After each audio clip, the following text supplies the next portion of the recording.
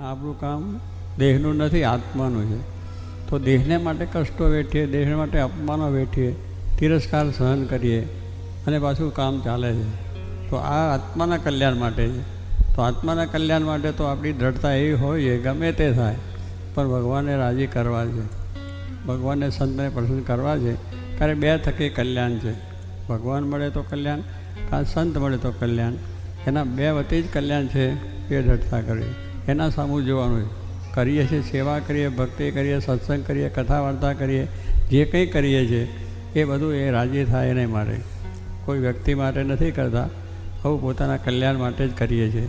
તો એ જો ભાવના આપણે હોય તો પછી આપણામાં સત્સંગમાંથી પાછું એમ દાદા ખાચરને ઘણા એવા બધા પ્રસંગો થયા પણ મૂક્યા નહીં.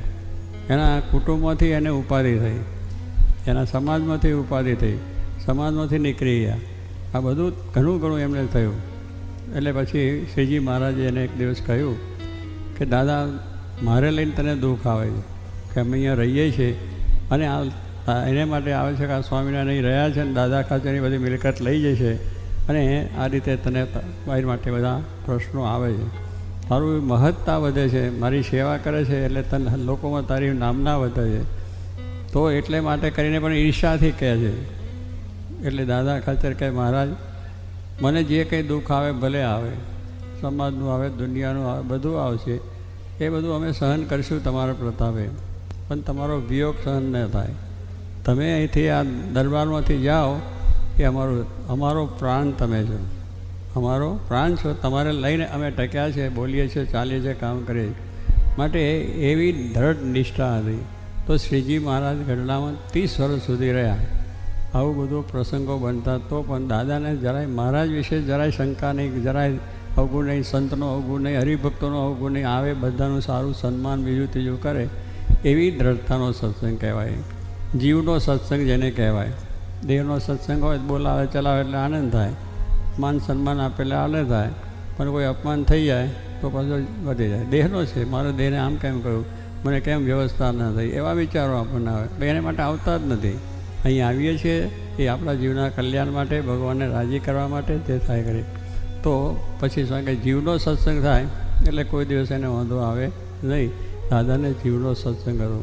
ભગતજી મહારાજે પણ શું કહ્યું ગુણાત્યાન સ્વામીને કે મારો જીવ સત્સંગી કરો.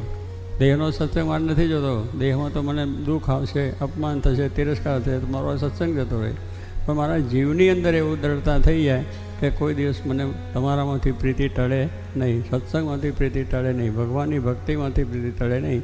તો આવા ભક્તોની વાત જો સાંભળીએ તો એવો જો સત્સંગ આપણે થાય તો આપણું કાર્ય પણ સારું ચાલે અને આપણે સારી રીતે થાય. એટલે આપણે આપણા કુટુંબનો આ બધામાં આ સત્સંગ આપણે કરવાનો, જીવનો સત્સંગ થાય. અને જીવનો સત્સંગ થશે પછી કોઈ માન અપમાન સુખ દુઃખ ગમે એટલા પ્રશ્નો થાય તોય થાય, વાંધો ના આવે. તો કહેવાનું શું છે કે એમ મહારાજે આ પ્રમાણે એ દાદા ખાચરને કહ્યું અને મહારાજ પોતે બોલ્યા કે ગઢડું મારું અને હું ગઢડાનો, કે આ ગઢડું મારું છે. દાદા ખાચરે પોતાનું માન્યું, અરે મહારાજે પોતાનું માન્યું. તો દાદાનું રક્ષણ થયું અને એની આખા સત્સંગમાં પ્રતિષ્ઠા થઈ. વચનામૃતના પાણે આવ્યું કે દાદા ખાચરના દરબારમાં બીજા ઘણા રાજા મહારાજા, પણ એના જેવું કષ્ટ, એના જેવી જે મહારાજની ભક્તિ, જીવની અંદરથી ભક્તિ, અનન્ય ભક્તિ એવી હતી. તો મહારાજ રાજી થયા અને એ થયું. એટલે ગઢડું મારું ગઢડું. અને મહારાજે કહ્યું કે આ ગઢડામાં હું શા માટે રહ્યો. કેટલાકને ઈર્ષા થાય ને કે મારે તો દાદાને ત્યાં રહે છે, દાદાના દરબારમાં જ રહે છે, કેમ બીજે નથી આવતા જતા. ઘણા માણસોને એવો વિચાર આવે. પછી દાદા મહારાજે કહ્યું કે હું અહીં રહ્યો છું એનું કારણ તમને કહું કે હું અહીં રહું છું અને ભેગા રહે ભેળી શાળે એકબીજાનો અભાવ ગુણ આવે ખરો. કારણ કે ભેળી શાળે મહિમા સમજાય, દૂર હોય તો મહિમા સમજાય, કહો તમે આમ છે ને તેમ છે ને, મહિમા ઘણો લખીએ, કાગળના કાગળો લખીએ. પણ ભેગા રહેવાનું થાય ને ત્યારે એકબીજાના સ્વભાવનું ટસલ થાય એટલે અભાવ એકબીજાનો આવે. પણ દાદા ખાચરના કુટુંબને કોઈ દિવસ મહારાજ વિશેની કોઈ શંકા નહીં, માયાનો ભાવ નહીં.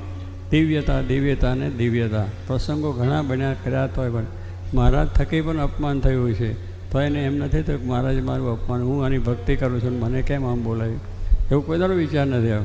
એટલે કહ્યું કે મારે કે હું રહું છું એનું કારણ છે કે દાદા ખાચરને મને ન ગમે એવો એક પણ સ્વભાવ રાખ્યો નથી, તો હું અહીંયા રહ્યો છું.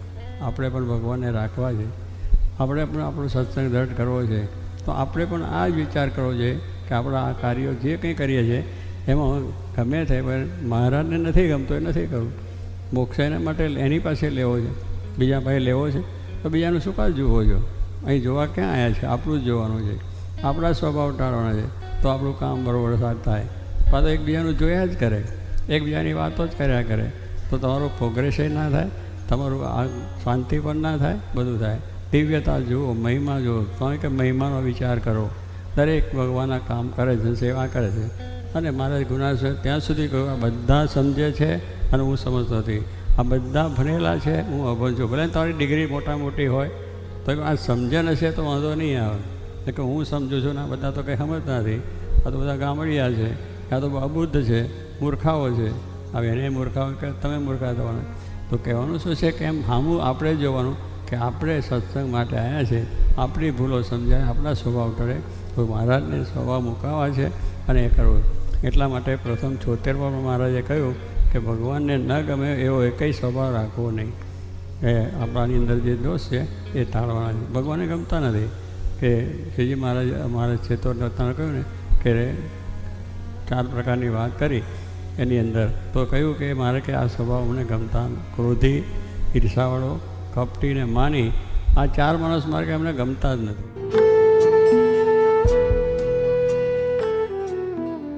પણ પોતાનાથી વધારે બીજાનું જો એટલે દુઃખ થાય. ચાલુ મારા કરતાં એને વધારે છે, મારે આટલું નથી, એટલે બળ્યા કરે અંતર, અમથો બળે. કોકનું સુખ જોઈને પોતે બળે. પણ હવે કે આપણા પૈસાથી ઓછું એને બનાવ્યું છે, એના પૈસાથી બનાવ્યું છે, એની મહેનતથી કરીને કર્યું છે, પછી તમે શું કામ ભરો? તમે ભગવાને આપ્યું છે એટલું ભોગવી લો, તમારા નસીબ એટલું છે, એના નસીબ એટલું છે. પણ માણસને એવું છે કે મનનું દુઃખ, કે મને આ ના મળ્યું, મને આ ન થયું, મને ન બોલાયો, મને માન ના આપ્યું, મને ફલાણું ના કર્યું, મને ઢીકનું ના કર્યું. એટલે બધા વ્યવહારની અંદર પણ એવું હોય છે. આમ આધ્યાત્મિક બાબતમાં અહીં આવ્યા એમાં એવું થાય છે. કોને બોલાયો ને મને ના બોલાયો, અને વ્યવસ્થા મારે ના થઈ. અરે ભાઈ મૂકો ને, અહીં તો દર્શનને સમાગમ કરવાયા છે, બીજું શું કરવાય? ઘરમાં બધું છે, ખાવાનું છે ને પીવાનું છે ને પાટલાનું બંગલાનું બધું સારામાં સારું છે, અહીં તો સમાગમ કરવાય. પણ અહીંયા પેલું મનનું દુઃખ, આને આમ થયું મને કેમ ના થયું, એને આમ થયું મને કેમ ના થયું. એટલે એ બધા આપણા મનમાં જ્યાં સુધી ભાવો છે એને દુઃખ છે. એટલે મનનું દુઃખ કોઈને મટ્યું નથી. એટલે મનનું દુઃખ ટાળવું બહુ કરવું છે. કારણ કે પોતાને એ મનમાં થઈ જ જાય કે મને આને બરાબર થયું, મારું ના થયું. એટલે ઈર્ષા ભાવ અંદરથી પ્રગટે, પછી ક્રોધ પાછો આવી જાય, મારી પણ થઈ જાય છે. એટલે આ બધા ભાવો થાય છે. એટલે ત્રિવિધિ તાપ છે તે ટળી જાય. જો આ સત્સંગ થાય તો માણસને ત્રિવિધિ તાપ ટળી જાય. કારણ કે ભગવાનનો આશરો થયો, ભગવાન સર કરતા છે, દેહ છે પડવાનો છે, જગત નાશવન છે. આ એક વિચાર આવી ગયો તો પછી એને ગમે એટલા તાપ આવે તો શું? બસ એ રીતે ભગવાનની ઈચ્છા છે કે આપણું આ વાવાઝોડા મરવાનું છે તો મરી ગયા, લડાઈની અંદર મળી ગયા, તે વિમાનમાંથી પડ્યા ને મરી ગયા. એ ભગવાનની ઈચ્છાથી જ બધું થાય છે. વાવાઝોડા આવે છે, અગ્નિ થાય છે, બીજું ત્રીજું થાય છે. એ પણ સારા માટે જ કરતા હશે ભગવાને. અને એમાં આપણે એ રીતે આપણો દેહ પડવાનો જ છે. આપણો દેહ તો પડવાનો છે, નક્કી થઈને આવ્યું છે કે નથી આવ્યું? કે કોઈ અમરનો વારસો લઈને આવ્યા છે લેખન કરીને ત્યાંથી બ્રહ્મા પાસેથી કે ભાઈ અમારું લખાણ દે, ચાલ મારું મૃત્યુ નથી. પછી એ લખીને આપ્યું છે ત્યાંથી ભગવાન નિર્ણય કર્યો છે કે આ દિવસે આ નિમિત્તે તમારું મૃત્યુ થવાનું છે. પછી તમે બેઠા બેઠા ધામમાં જતા રહો, કે મોટરમાં જતા રહો, કે સાયકલ ઉપર જતા રહો, કે રોડ ઉપર જતા રહો, કે અકસ્માતમાં જતા રહો, કે અગ્નિમાં જાઓ, કે પાણીમાં બુડો, કે પ્લેનમાંથી પડો, ગમે તે રીતે પણ મૃત્યુ નિશ્ચિત એ જ દિવસ પ્રમાણે છે જ, એ ટાઈમ પ્રમાણે જ છે. પણ આપણે લાગે કે મારું મને આમ કરે, પણ ના, એ તારું નિમિત્ત જ હતું, એમાં બીજું કંઈ કારણ નહોતું. એ નિમિત્ત પ્રમાણે જ થાય છે. એ હકી એટલું જ ભગવાન પર શ્રદ્ધા રાખીએ કે ભગવાન જે નિમિત્ત કર્યું એ નિમિત્તે થાય છે, તેમાં ભગવાનનો દોષ નથી અને આપણે કોઈ બીજાનો દોષ એ ના કાઢી શકીએ. મૃત્યુ એ રીતે જ થવાનું. ભાઈઓનો ઝઘડા થઈને એના ભાઈ થકી જ મૃત્યુ હોય, પત્ની થકી જ એનું મૃત્યુ હોય, પતિ થકી જ મૃત્યુ હોય, થાય છે ને એ અંદર પતિના ઝઘડામાં એકબીજાના પાડે છોડો, બાપ દીકરાના મિત કાઢી નાખે. પછી નિમિત્તે જ મૃત્યુ હોય છે, નિશ્ચિત વસ્તુ છે. એટલી દ્રઢતા આપણને હોય તો ભગવાન વિશેની શ્રદ્ધા આપણને રહે, મનમાં કોઈ જાતનો વાંધો આવે નહીં.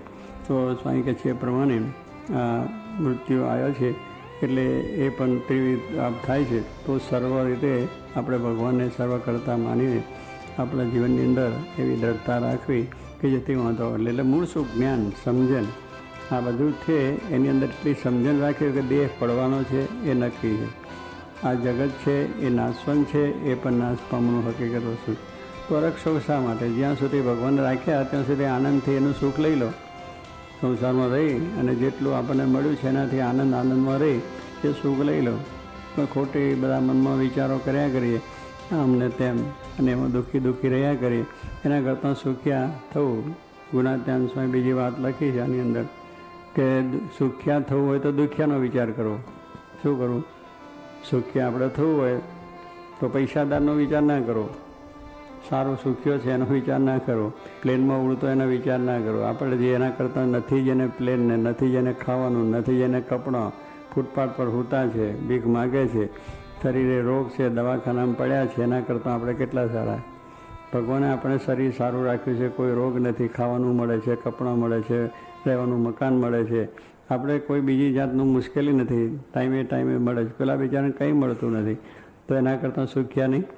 તો એનો વિચાર કરો તો સુખના ઢગલા, પણ આમ ઊંચું જોયા કરો તો દુઃખના ઢગલા. એ મળે નહીં અને જેટલું મળ્યું છે એટલું ભોગવાય નહીં. દુઃખમાં દિવસો જાય, જે છે એમાં દુઃખમાં જાય. એ ભલે ને મિષ્ટાન હારા 56 જાતના ભોગ જમતો, પણ આપણે રોટલો ને છાશ મળે છે એનાથી આનંદ માની લેવો.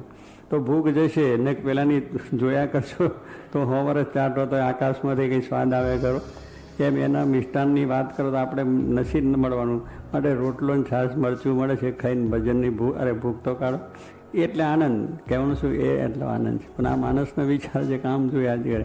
એટલે સ્વામી કે સુખ્યા થવું હોય તો દુખ્યાનો વિચાર હંમેશા રાખવો, એટલે આપણને કોઈ દુઃખનું થાય નહીં. એટલે સ્વામી કહ્યું છે કે ત્રિવિધ તાપ ટળી જાય છે ને તપ સર્વે થઈ રહ્યો છે. એટલે કહો તમારે તપે કરવાનું ના રહે, આટલો વિચાર કરો એમાં બધું તપ આવ્યું. મનને મારવું એ મોટું તપ છે. આ મનને મારવાની વાત છે. પેલું જોયા જ કરે, દુઃખી થયા જ કરે, મનના વિચારો ચાલ્યા જ કરે, મારે આ જોઈએ, મારે આ કરવું છે, મારે આ જોઈએ. કંઈ નહીં, ભગવાનની ઈચ્છાથી જે વખત જે મળ્યું એમાં આનંદ માન લો. એટલે મનને જીતે સો મરદ હે. મન જીતું એને જગત જીતું, મન જીતું એને આખું જગત જીતે ગયું.